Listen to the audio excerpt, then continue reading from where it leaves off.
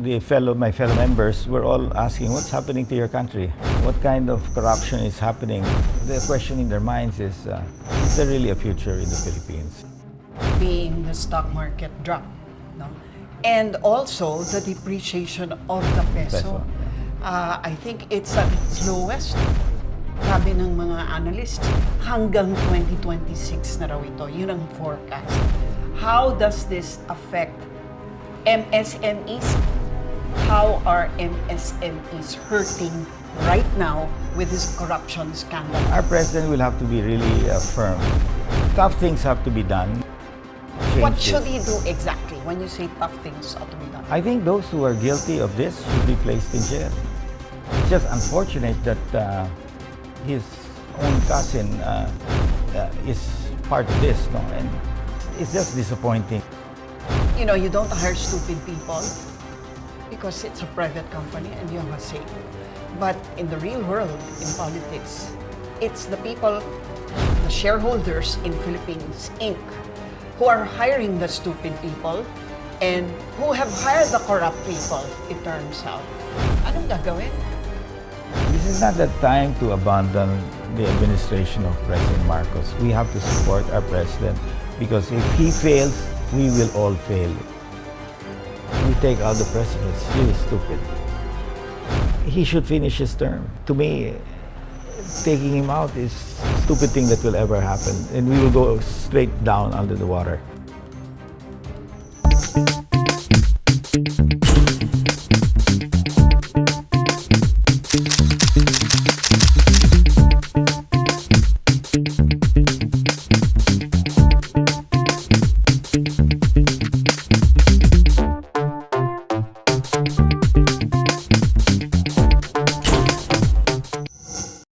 Hello everyone and welcome again to Usapang Real with Luchi. Today, Usapang Real tayo na negosyo. At ang makakausap ko po ay si Joey Concepcion III, also known as JoeyCon. Alam nyo, si JoeyCon ay isang higante sa pagnenegosyo.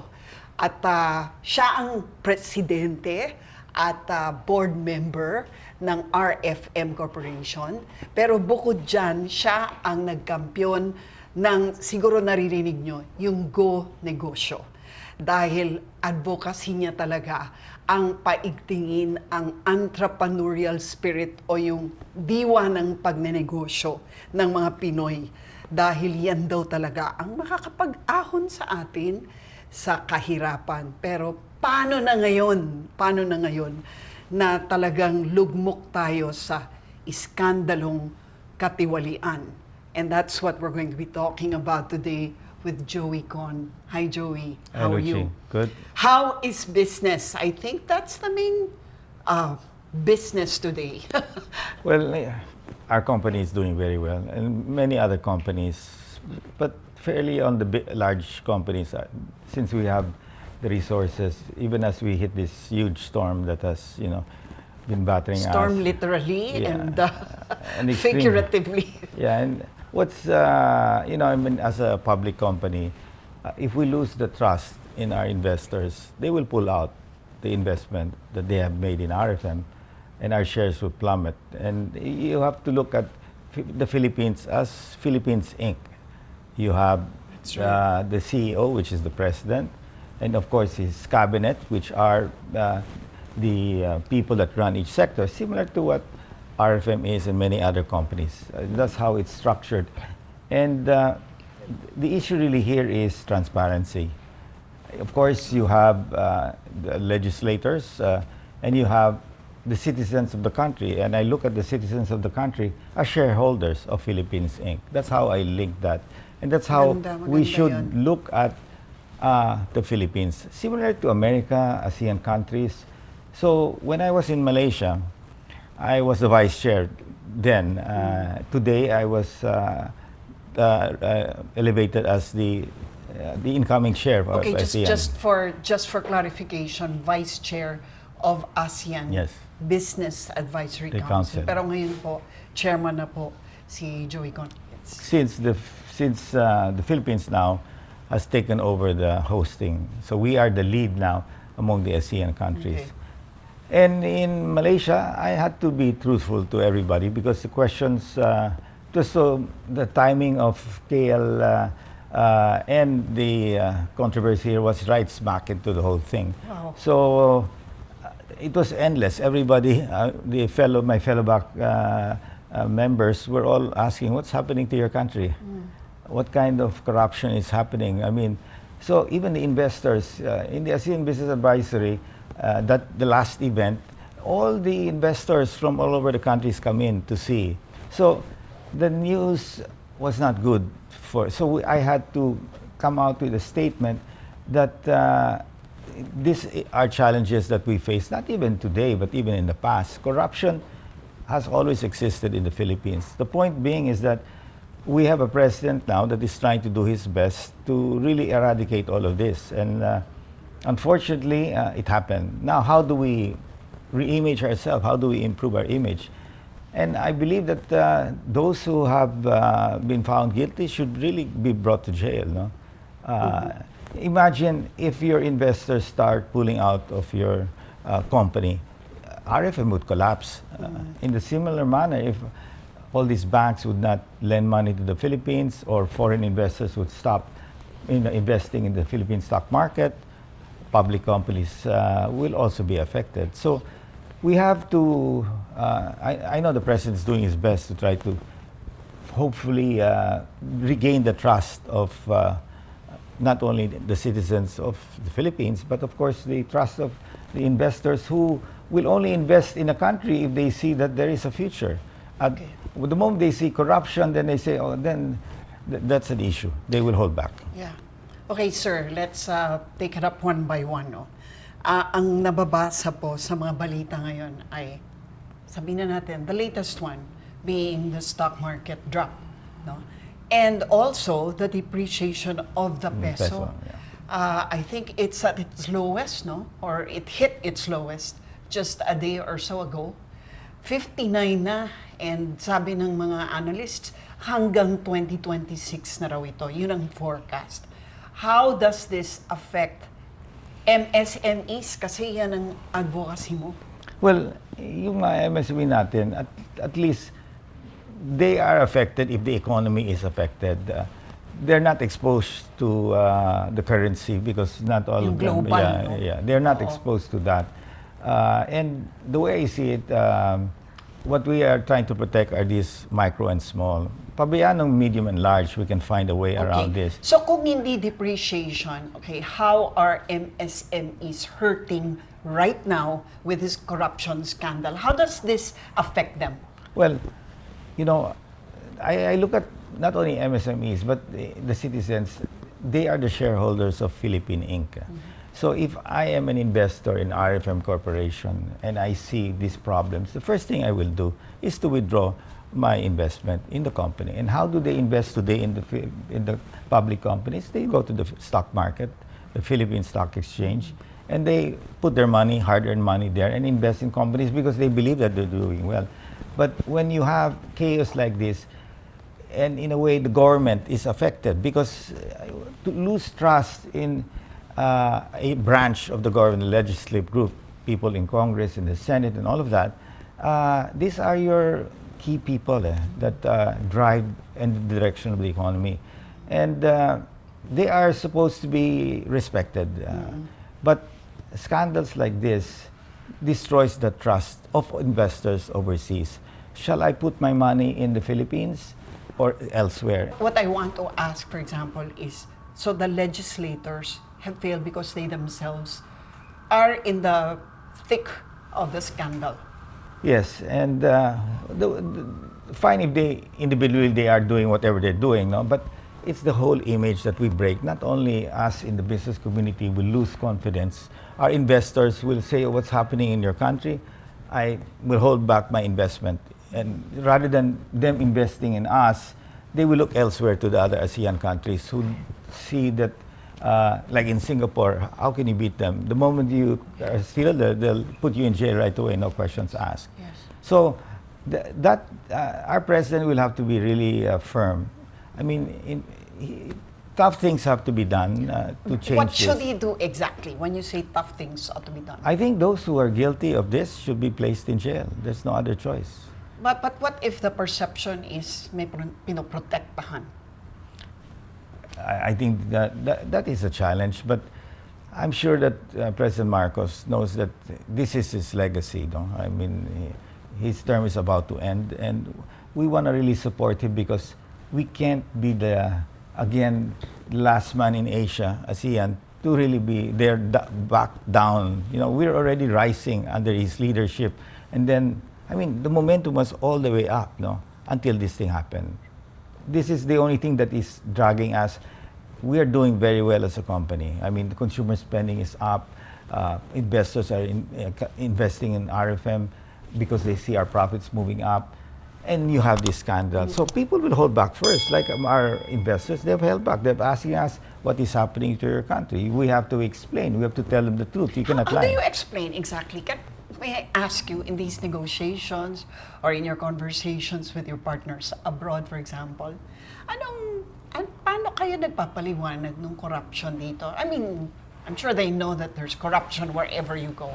But you have to admit the scale of this corruption now is really different. It's phenomenal. So what we'll How do- do you explain Yeah. that to them? So we're doing a roadshow right now. So our CFO is going out to Hong Kong, Singapore, and other ASEAN countries to meet with our investors and potential investors to explain to them the current situation, how exposed is RFM to all of this, etc., etc. We have to ensure to them that RFM, the company they invested, their investment is intact. And in fact, being in the private sector, yes, maybe corruption technically doesn't exist in the private sector because we're on top. But yet you will have petty things that are down there. No? Meron pa rin. But it's minor because an employee here has the malasakit. So I guess the challenge really now is how to, again, bring back the image of the Philippines. No? As a country that foreign investors should invest and be guaranteed that their investment will have a chance to prosper. No? And that is how do you bring back confidence. And the only way to bring back confidence is those guilty will have to pay the price for it. No?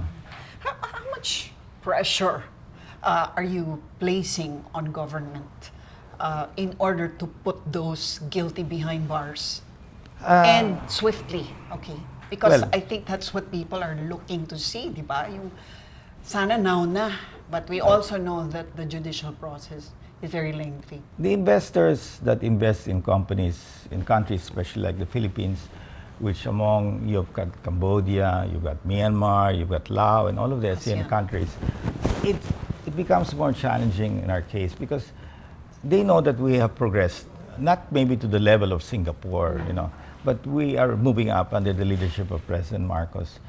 And it's just unfortunate that his own cousin is part of this, no? And it's just disappointing that you know, we were really doing well under his leadership, and you have this. And I'm sure that President Marcos will find, and that's why he's really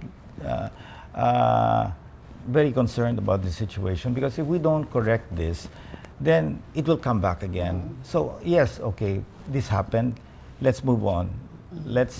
Those guilty will have to, you know, suffer the consequences, and we in the private sector will have to, as we go out. And the good thing about it today is that we are now the leader. We have taken the chairmanship now. So the president is the chairman of the government, and I am for the private sector as well. So we have explained to all the other ASEAN countries their concerns. We've replied to them. I've talked to them, and they're still positive about the Philippines because they see that the Filipinos are really hardworking. What about the ordinary negosyanteng Pinoy, yung maliliit lang mga negosyo, na naapektuhan din ito dahil syempre sa yung budget natin biglang nag-iba, di ba? May mga program funds na sana for certain programs na wala na ngayon. And we're expecting inflation, of course. Paano po itong mga to? Well, when I talk to them, especially those that work in hotels and in restaurants, you can see that they are also affected because they leave their families to be able and move abroad and work. They don't get to see their kids. Maybe sometimes they are able to go online. So the sufferings and the challenges that they face, I mean, they l- left the Philippines to give their family a better chance to Yes. grow.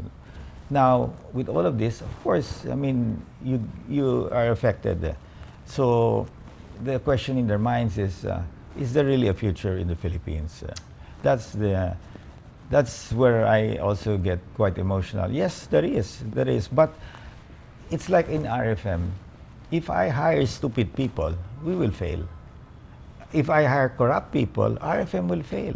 We have to get rid of these people so that the people that manage the company, in the case of the government, the country, they have to take full responsibility. In my case, if that happened, yes, I have to take full responsibility because I am the CEO. But in the private sector, we're very fast when things like this happen. And in fairness to President Marcos, he moves as fast together with the First Lady. But we do get surprises at times. An anomaly that's quite huge, we get hit with that. That happens, no? Pilferage with some of the salespeople, but they're petty. Yes. Pero ito kakaiba. Okay, sir. Ang dami niyong, there's a lot to unpack. First of all, you said, you don't hire stupid people because it's a private company and you have a say. But in the real world, in politics, it's the people, the shareholders in Philippines, Inc., who are hiring the stupid people and who have hired the corrupt people, it turns out. Anong gagawin? Well, I think there's still a chance, no? With this, people who make these huge mistakes can always come back and, and apologize. And Apology? Naku, parang hindi yata makukuha sa apology. no, that's right. But in the end, they will face the consequence. But they have to repent for whatever they did. I mean, why will I bring back an executive who stole, who will not come back and ask for forgiveness? Sometimes we do give a chance, depending on the gravity of the case. No, Do you think the Filipino, as a shareholder, is that forgiving? I have to say that Filipinos are quite tolerant and forgiving. No, we have that sometimes a soft heart. No, But this time around, do you think that that's gonna work for us? maybe not because we still have a lot of poverty in the Philippines. No, and sometimes when these things happen, you're basically stealing from the Filipino. I know. But this is not the time to abandon the administration of President Marcos. We have to support our president because if he fails, we will all fail in the private sector, definitely.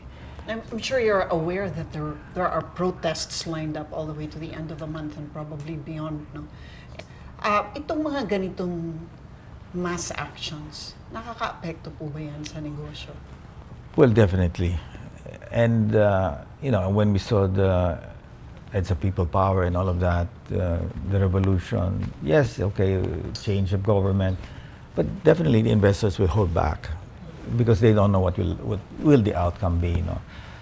I believe that President Marcos is doing still a good job. Yes, there are elements like Martin who's there. I mean, but they have no proof yet on his For case. example, how will impeachment moves affect it? Impeachment of the president. We're not even really talking now about the impeachment of VP Sara, which was what was the issue a couple of months back. Now, parang ang namumuo pa nga is baka yun ang objective. I mean, I'm not saying it is, but I'm sure hindi yun nawawala sa utak ng Well, tao.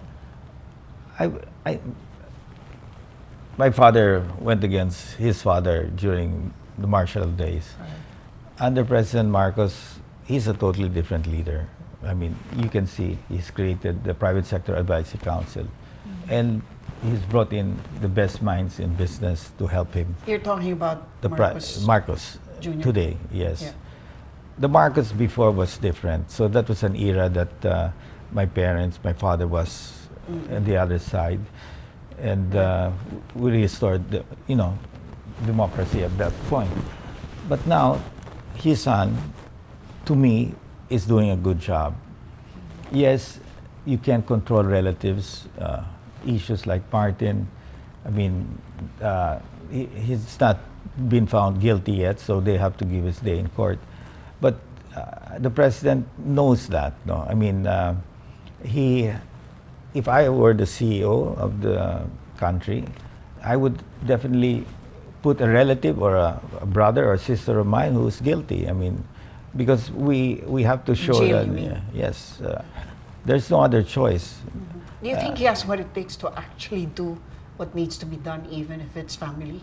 I think it's a tough decision. But these tough decisions have to be made in times like this. No? And I'm confident that President Marcos has that vision. No? He really wants. I mean, he is very passionate when it comes to helping the private sector, which is the engine of growth. And I believe that he will do the right thing. I think there are, of course, a lot of challenges in this administration. And this time, it's not good to, fire everybody. I mean, the entire Congress to disappear will be more in shambles. No? So I'm not saying we forgive. I think those who are really committed a huge mistake should be jailed. But there are a lot of congressmen still there that are honest. No? So we have to look forward. I mean, yes, people have done wrong. They should be punished for it. But the rest, let's move forward. No? I believe that we've gone through many cycles in our this whole thing. Okay, but what about in terms of immediate policy changes to help business? For example, pag-usapan na lang sir yung taxes. Yan ang lagi sinasabi ngayon na parang, dyan nyo pala nilagay yung mga taxes namin na pinaghirapan namin at ibinayad namin sa inyo. So ang hilingan ng maraming negosyante ngayon, very simple. Pwede ba tanggalin na yung VAT muna for now? Or at least bawasan yan, napakalaking 12%. What do you say to these suggestions from the grassroots? Well, we have to be very careful because we have to make sure that there's enough tax revenues to be able to fund the bureaucracy of this government. I mean, but they will say to fund the bureaucracy or to line your pockets. I mean, well, ganun na nga yung that kawalan ng tiwala. Yes, kasi. correct. And like RFM, when we promise to hit a certain target and we miss that target, we go to our shareholders. And the first shareholders we talk to are the foreign investors because they put money in our company and they trust us with that money. So we have to go out and tell them, this is our roadmap. Yes, maybe there was a bump here, but this is what we're going to do. So definitely the executive branch has to be able to explain. But yes, restoring confidence is a challenge. So you don't agree that there should be at least short-term fixes just to ease the pain that businesses, especially MSMEs, are suffering? Big companies, we are doing that already as we speak. And that's why I was telling you. Pero yung mga maliliit, sir, like, I'm sure nagdadry up yung financing, no? And interest rates are not going down at all. In fact, they're moving up with the depreciation of the peso. We're at 60. What kind of support can be given to the micro, small, medium enterprises? I think we have to ride this through. I mean, it's very hard because I don't think this has ever happened in our history yet. This is the first time since I was, that we saw something like this, no, of this magnitude. Normally we would have petty corruption, but this is a different type. No, it's so huge, and I believe that many of the congressmen today will learn from this. No, I mean everybody. We have to learn from this experience, and not allow it to happen again. And I'm sure there will be a new breed of congressmen and senators in the future. No? So in a way, it happened. But if we don't learn from our mistakes, then you will come back again, and that's not going to be good, because then if we have a lot of investors in RFM. We do a lot of roadshow, and we have one coming out. But you have a big company. Paano yung mga maliliit, sir? Bawa, can they at least be But we are some the basic financial relief or support? big at least. companies are attached to small and medium. Basically, there are Downstream, suppliers yeah. downstream. So we are totally, in a way, responsible for their livelihood. Okay. We sell ice cream to sari-sari stores, and all of that.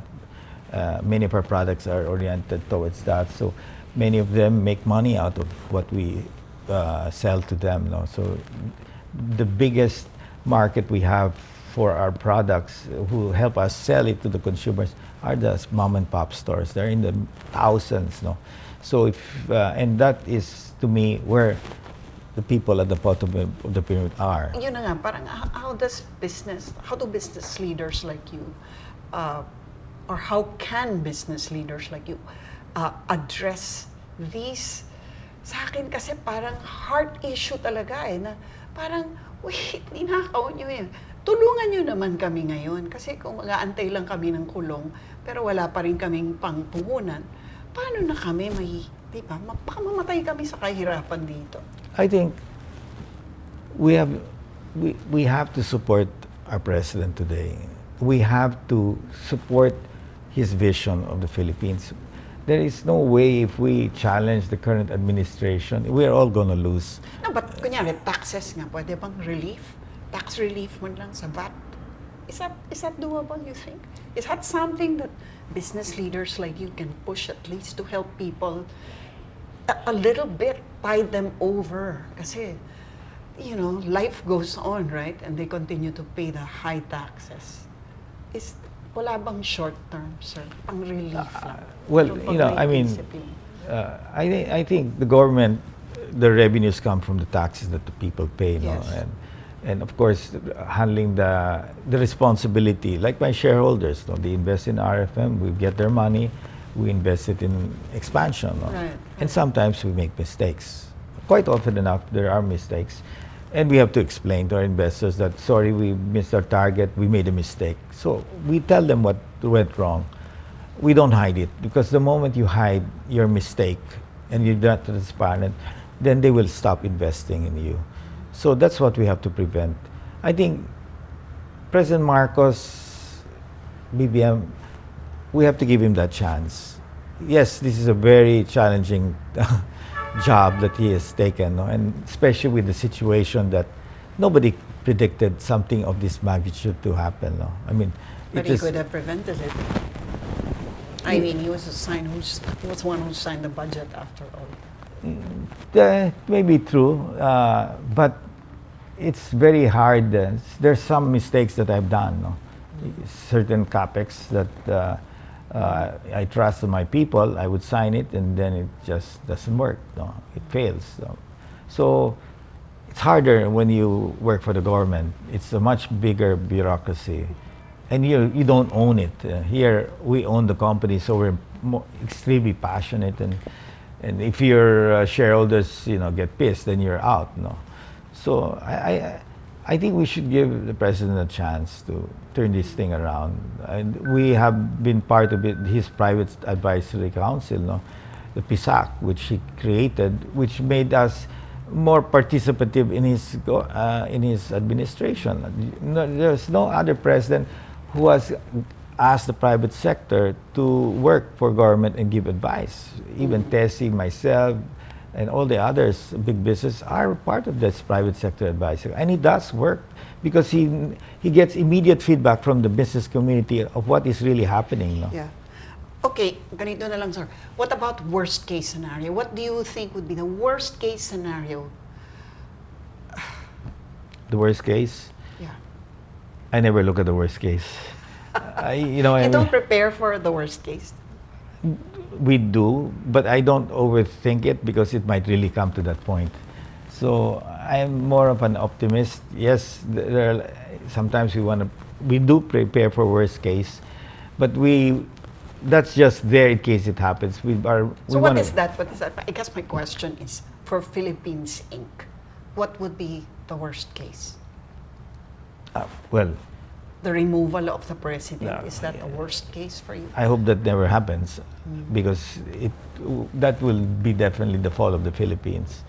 It will just signal that everybody. We should be careful in navigating through this. Yes, it has happened. People will have to go to jail, and people may apologize because maybe their participation was very minor, but if they're at fault, then he should apologize to the country.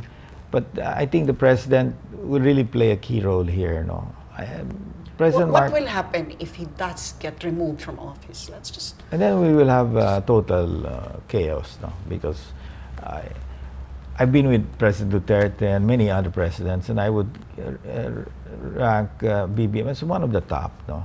Yes, you can't control your families at times, no?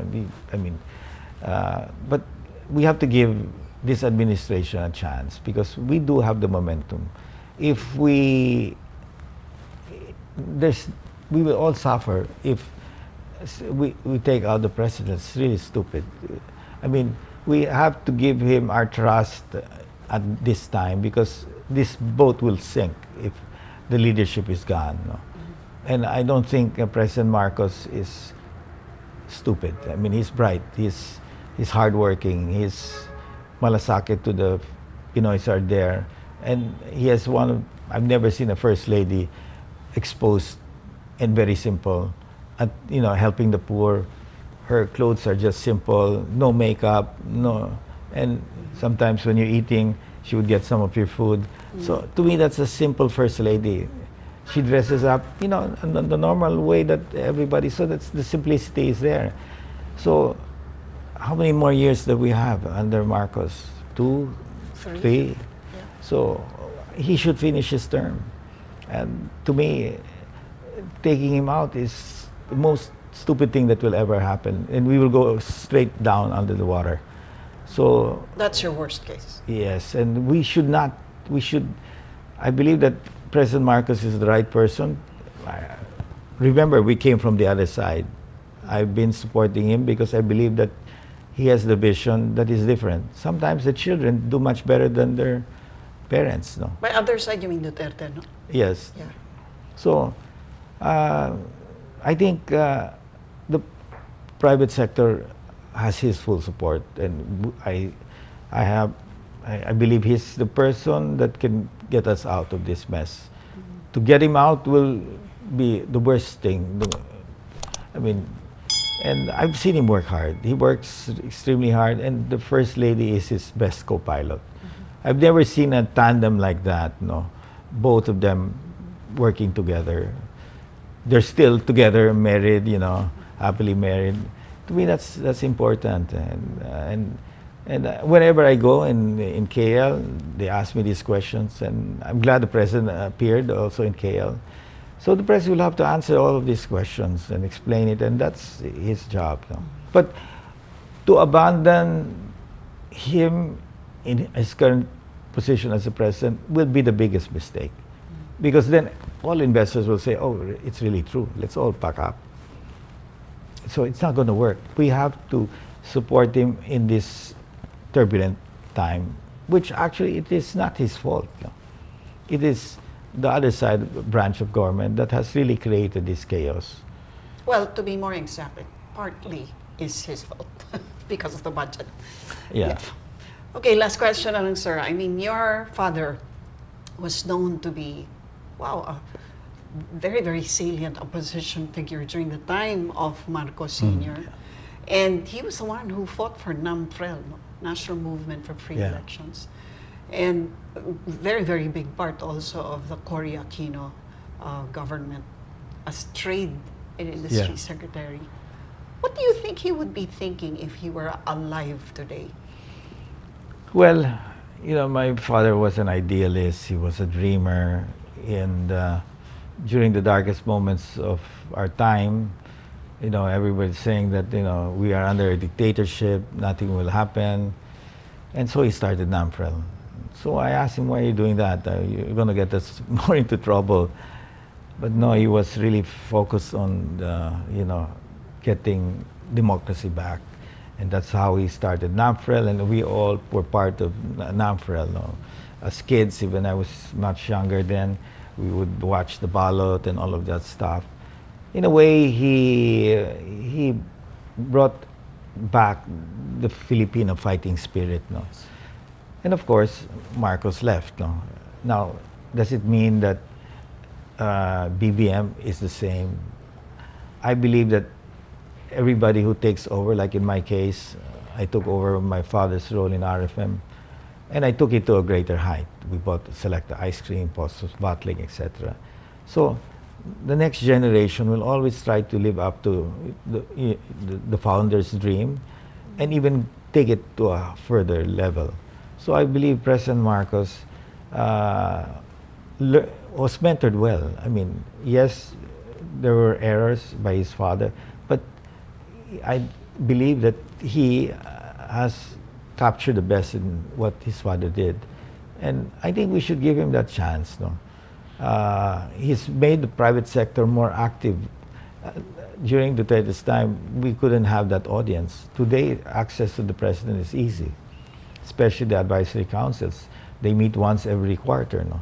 We meet once every quarter on jobs. So